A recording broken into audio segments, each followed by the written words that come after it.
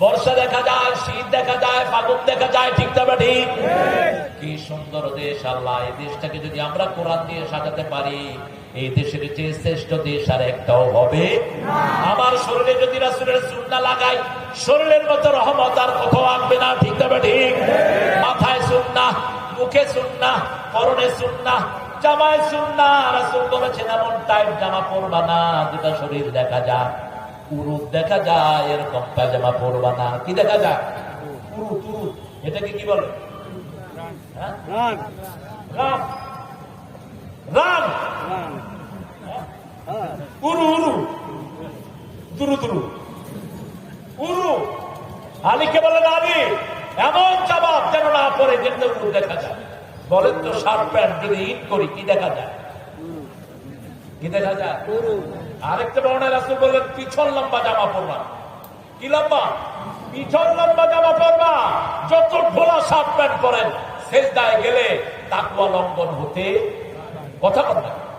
আর এখন তো পোলাপান মাশাআল্লাহ, প্যান্টও টাইট, শার্টও প্যান্ট যায় নিচে, শার্ট যায় উপরে, মধ্যখানে দাওয়াত তাই। এরকম পোশাক পরবো না। সুন্নতি পোশাক আছে না নাই? সুন্নতি পোশাক পরবো, খুশি হবেন কে? লেবাসুত তাকওয়া যালিকা খায়র, তাকওয়ার লেবাস পরবো। আমার মায়েদেরকে পরাবো। 5 বছরের বাচ্চা থেকে আপনি তাকে পর্দা শিখান। কারণ 5 বছরের ইয়াসমিন বাংলাদেশে পুলিশের হাতে নির্যাতিতা হয়। রংপুরে ইয়াসমিন ধর্ষিতা হয়েছে। বয়স কত? বয়স কত? 5। আপনার মেয়েকে কোন ছেলের কাছে পড়াবেন না, কোন ছেলের কাছে না, শিশুকাল থেকেই না। সবচেয়ে ভালো টিচার হলো মা। ভালো টিচার কে? মা। আমরা প্রত্যেকটা ছেলে মেয়েকে কোরআন শিক্ষা দিব। রাজি আছেন তো? রাজি আছেন তো? এই যে রেসিডেন্সিয়াল মডেল মাদ্রাসা হচ্ছে, আমরা প্রত্যেকে একটা শিশু সেখানে দিব। আল্লাহ কবুল করুক। রাজি আছেন সবাই? দেখি একটু ছোট্ট করে হাত তুলেন তো, কারা কারা রাজি আছেন? বলেন, হে আল্লাহ, হে আল্লাহ, আপনার নামে কসম খাচ্ছি, কোরআন ছাড়া, ইসলাম ছাড়া অন্য কিছু বাচ্চাদেরকে শেখাবো না। আল্লাহ কবুল করুন। আরো জোরে বলি আমিন। এবার সূরা বাকারার শুরুতে আসেন, আল্লাহ বলছেন আল্লাযীনা ইউমিনুনা বিমা উনজিলা ইলাইকা ওয়া মা উনজিলা মিন ক্বাবলিক। হে নবী, আপনার উপরে যা নাযিল করেছি, আগের নবীদের উপরে যা নাযিল করেছি, সবটার উপরে ঈমান আনতে হবে। আমরা বললাম কিরকম ঈমান? সূরা মুহাম্মাদে আল্লাহ বলছেন আমিনু বিমা উনজিলা আলা মুহাম্মাদ। মুহাম্মাদের উপরে যা নাযিল করেছি সবটার উপরে ঈমান আনো। মুহাম্মদ সাল্লাল্লাহু আলাইহি ওয়াসাল্লাম যেভাবে নামাজ পড়েছেন, যেভাবে পর্দা করেছেন, যেভাবে ব্যবসা করেছেন, সবটাই মানতে হবে, ঠিক না ঠিক? বিবির সাথে যেভাবে আচরণ করেছেন সেইভাবে আচরণ করতে হবে। কোনদিন কোন বিবিকে চোখ রাঙিয়ে কথা বলেননি, রাহমাতাল লিল আলামিন। মা আয়েশা বলতেন আমরা রাগ করতাম, রাসূলকে কখনো রাগ করতে দেখতাম না। রাসূল বলতেন আমার 3টা জিনিস ভালোবাসার। কয়টা? হুব্বিবা ইলাইয়া মিন দুনিয়াকুম সালাসা। তোমাদের দুনিয়া থেকে 3টা জিনিস আল্লাহ আমার ভালোবাসার করেছেন। প্রথম হলো সুগন্ধি। প্রথম কি? সুগন্ধি। বিড়ি খাবো, সুগন্ধি আসবে। বিড়ি খোর আছে না নাই? বেশি না কম? এই করোনার পরে বিড়ি খোর আসছে।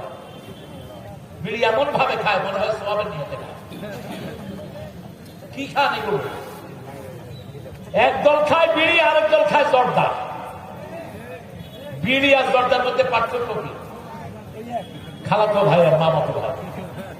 এটা বিড়ি খোরাচ্ছে মারাত্মক, যেটা জর্দা খো ওটা আগুন পুড়িয়ে ফেলে দেয়, এই চাবায়া খায় ফেলে, ঠিক না ঠিক? এগুলো আমরা খাবো না। রাসূল খেতেন না, আমরাও খাবো না। রাসূলের শরীর থেকে সুঘ্রাণ বেরোত, আমাদের শরীর থেকে বের হবে। 2 নম্বর হলো তিনি মায়ের জাতিকে ভালোবাসতেন। নির্যাতিতা পাগলিনী পর্যন্ত রাসূলের ভালোবাসা থেকে বঞ্চিত হয় নাই। মসজিদে নববীতে ঢুকছেন, রাহমাতাল লিল। একজন পাগলি যাচ্ছে, তার মুহাম্মদ, হে মুহাম্মদ শুনো। রাসূল সাল্লাল্লাহু আলাইহি ওয়াসাল্লাম দাঁড়ালেন। 3 খলিফা 4 খলিফা বলছে হাজি মাকতুনা, এই ব্যক্তি পাগলিনী। রাসূল শুনলেন না, রাসূল চলে গেলেন পাগলিনীর কাছে। পাগলিনী রাসূলের হাত ধরলেন, হাত ধরে মরুভূমিতে নিয়ে গেলেন। নিয়ে জিজ্ঞেস করলেন কাইফা হালুকা ইয়া মুহাম্মদ, হে মুহাম্মদ তুমি কেমন আছো? রাসূল সাল্লাল্লাহু আলাইহি ওয়াসাল্লাম মুচকি হেসে দিয়ে বলছেন আলহামদুলিল্লাহি রাব্বিল আলামিন। পাগলনি খুশি হয়ে গেলেন, রাসূলের মাথায় হাত দিয়ে মরুভূমিতে চলে গেলেন। রাসূল ফিরে আসলেন, সাহাবায়ে কেরাম বললেন, ইয়া রাসূলুল্লাহ, নিষেধ করেছে, এটা পাগলনি, কেন দিয়েছেন? রাসূল সাল্লাল্লাহু আলাইহি ওয়াসাল্লাম বললেন, আমি না গেলে তার মুখের এত সুন্দর হাসি তোমরা উপহার পেতে না। একজন মন খারাপ লোকের মুখে হাসি ফুটাতেন রাহমাতাল লিল আলামিন। আমরা বললাম, আল্লাহ রাসূলকে কেন পাঠিয়েছেন?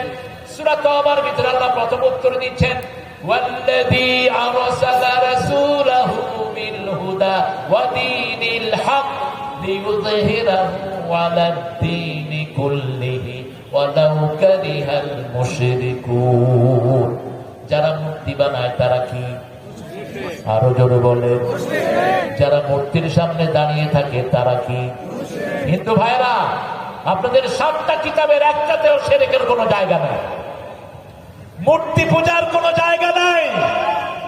বইগুলো পড়েন, আপনাদের ঋগ্বেদ, অথর্ববেদ, যজুর্বেদ, কল্কি, পুরাণ, মহাভারত, গীতা পড়েন, 7টা একটা লাইনও পাবেন না মূর্তির পক্ষে। তবে হ্যাঁ, আমরা কারো মূর্তি ভাঙতে আসলে আমরা তাকে বুঝিয়ে দিব, সে তার মূর্তি সেই ভাঙবে, ঠিক না বেটি? যেমন আমাদের নবী করেছেন।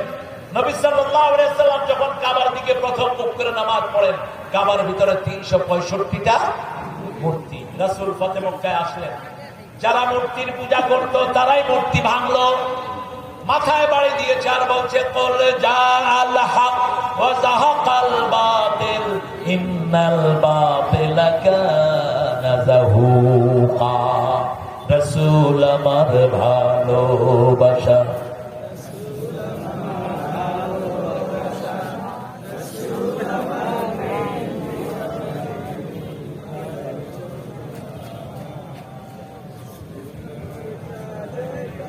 মাশাআল্লাহ, আলহামদুলিল্লাহ।